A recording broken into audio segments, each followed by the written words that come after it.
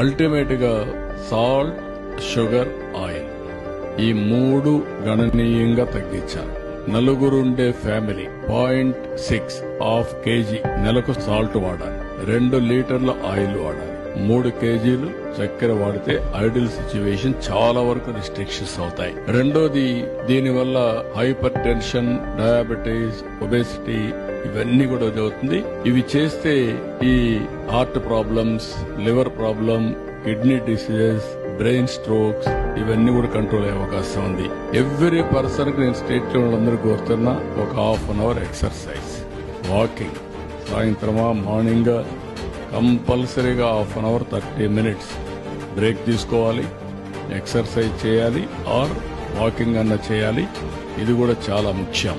ఇంకొక పక్క practice meditation, pranayama or prayer. నేను ప్రేయర్ కూడా రికమెండ్ చేస్తాను. పూజలోకి ఒక